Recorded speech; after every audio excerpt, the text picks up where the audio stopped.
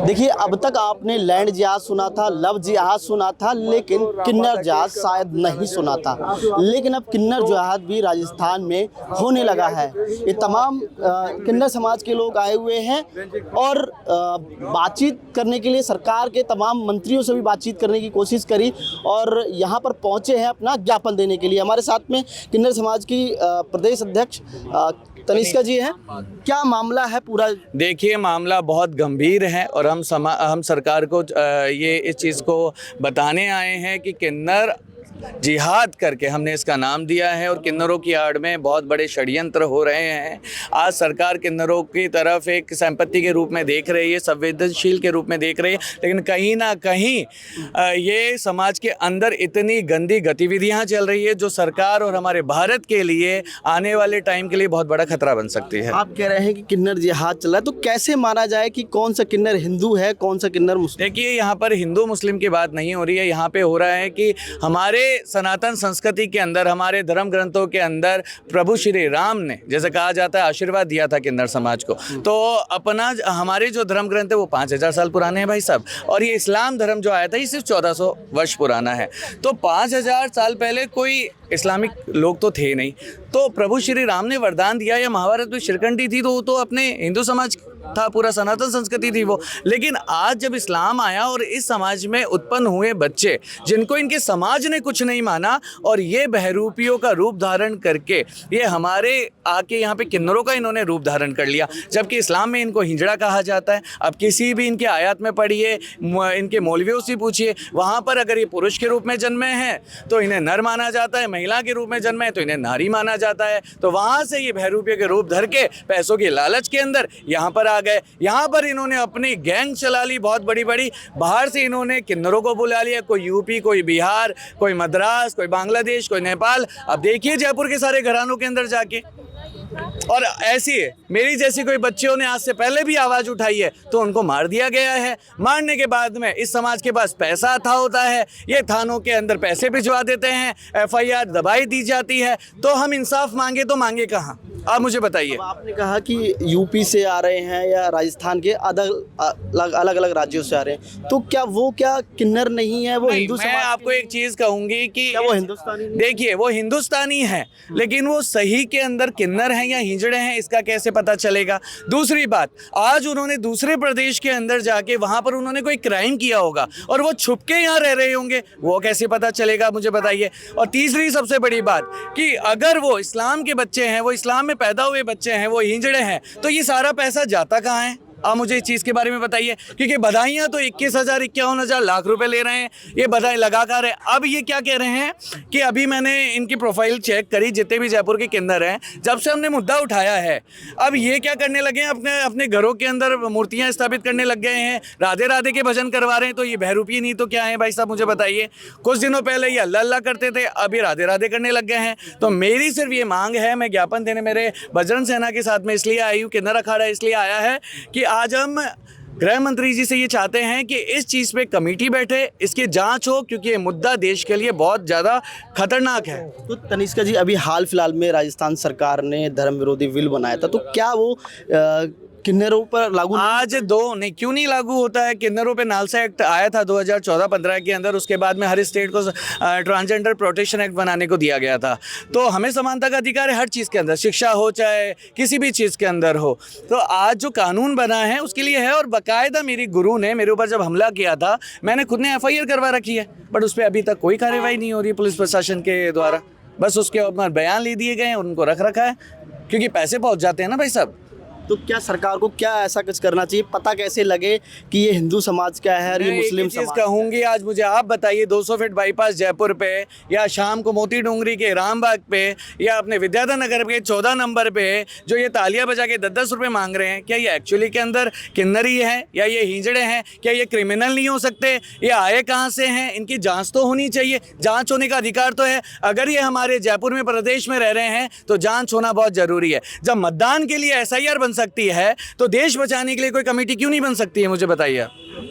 तो तनिष्का जी, क्या सरकार क्या एक्शन ले इस पर अब बढ़ाई? सरकार इसके लिए कमेटी बनाए, मेरा यह है कमेटी बनाए। वैसे भी ट्रांसजेंडर वेलफेयर बोर्ड बनता है भाई साहब, बोर्ड का निर्माण क्यों नहीं कर रही है बीजेपी की सरकार? जल्द से जल्द बोर्ड का निर्माण करे, किन्नरों की जांच पड़ताल हो, कौन किन्नर है कौन हिजड़ा है, इनका पैसा है। अब एक चीज़ बताइए, किन्नर समाज से क्या इनकम टैक्स लिया जा रहा है क्या? जबकि इनकी मंथली इनकम करोड़ों के अंदर चल रही है। इन करोड़ रुपए का ये लोग कर क्या रहे हैं, मुझे बताइए आप। आज आप देख रहे होंगे जगह जगह सम्मेलन हो रहे हैं। अभी अपने बांदीकुई में हो रहा है, खुशहालपुरा में हो रहा है, उदयपुर वाटी झुंझुनू के अंदर भी हुआ है। जी ये रोटियां हिंदू समाज में तो नहीं होती, हाजी नवाजी की रोटियां होती है। इस्लामीकरण की नीतियां बनाई जा रही है, वो भी हिंदू के पैसों से बनाया जा रहा है। और ये हिंजड़े इतने बड़े बहरूपी हैं कि बाहर आके कहते हैं हम जजमानों के लिए हवन करवा रहे हैं। अब अरे किसने कहा इनको हवन करवाने के लिए, ये बताइए आप मुझे। देखिए, बहरहाल जिस तरीके से आपने लव जिहाद और जो है लैंड जिहाद सुना था, उसी हिसाब से कहीं ना कहीं किन्नर जिहाद भी चल रहा है हिंदुस्तान के अंदर। और कहूंगी कि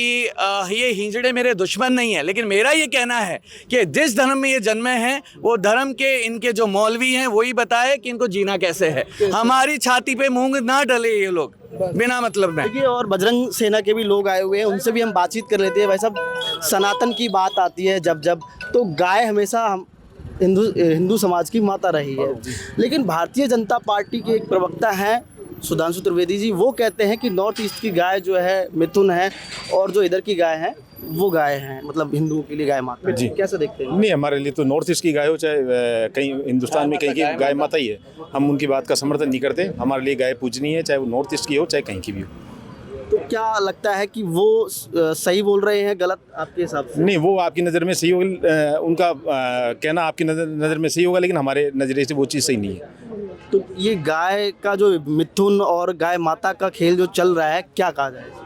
क्या पार्टी राजनीति कर रही है? बिल्कुल राजनीति हो रही है, इसमें राजनीति चल रही है सर इसमें। तो क्या बजरंग सेना आगे आएगी इस चीज़ को लेकर?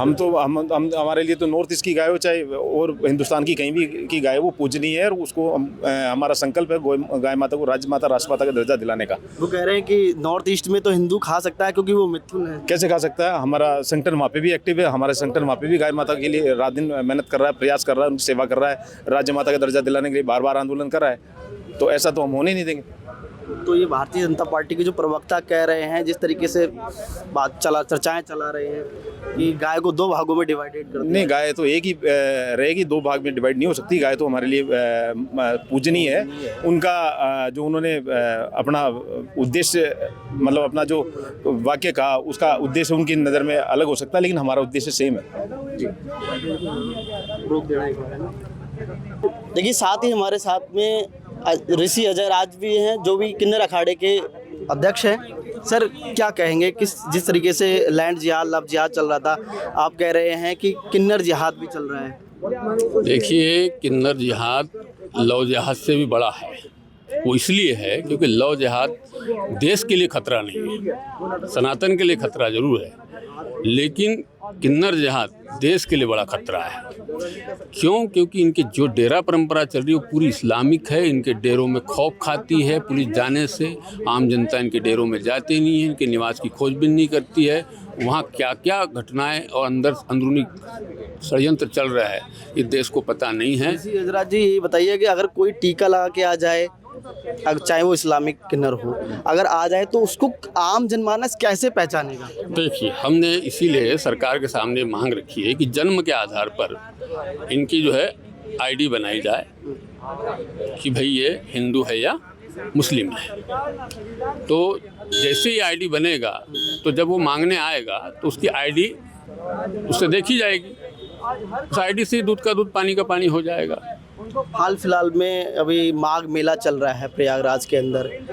उत्तराखंड पीठ के जो संस्थापक हैं, यानी कि शंकराचार्य अभिमुखेशानंद जी हैं, उनके साथ में उनको स्नान नहीं करने दिया गया, उनके रथ को रोक लिया गया। कैसा देखिए, इतने जिम्मेदार पद के जब व्यक्ति अपने आप को बताते हैं तो ये बात उनको जो है ये बात समझना चाहिए कि उनकी सबसे बड़ी जिम्मेदारी ये बनती है कि जब वो 2025 के कुंभ में थे, स्वयं मौजूद थे, और उन्होंने देखा कि कितनी जनहानि वहाँ हुई, और इसी भगदड़ की वजह से हुई, इसी संगम नोच पे जाने के चक्कर में हुई, और वही बात जो है इतना जिम्मेदार व्यक्ति नहीं समझ पाया, और वो भी वही काम कर रहा है जो आम जनता बेचारी जो है अज्ञान थी, वही काम आप भी करने जा रहे हो, तो फिर आपके ज्ञानी होने का मतलब क्या है?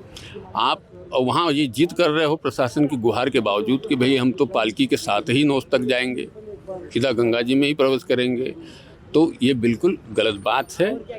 ऐसा नहीं करना चाहिए। इतने बड़े प्रतिष्ठित पद पे आप हैं, आपको धैर्यवान भी होना चाहिए।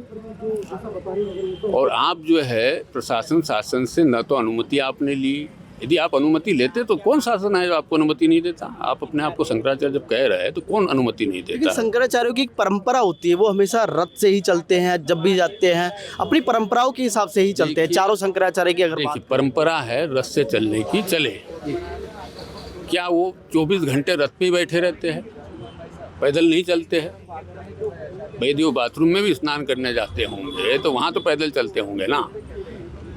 तो जब स्नान करने आप वहाँ गए गंगा जी में, तो आप अपना रथ थोड़ी दूर रख देते। वही तो शासन कह रहा था आपसे कि भाई आप यहाँ रथ छोड़ दीजिए और पैदल चलिए महाराज, आप जा करके वहाँ स्नान कर लेते। इसमें समस्या कौन सी थी? मुझे कोई बहुत गंभीर समस्या ऐसी लग नहीं रही है। तो जानबूझ करके एक विवाद बनाने की कोशिश की गई है। तो उन साधु संतों के साथ वहाँ बाल पकड़ के पुलिस प्रशासन मार रहा है।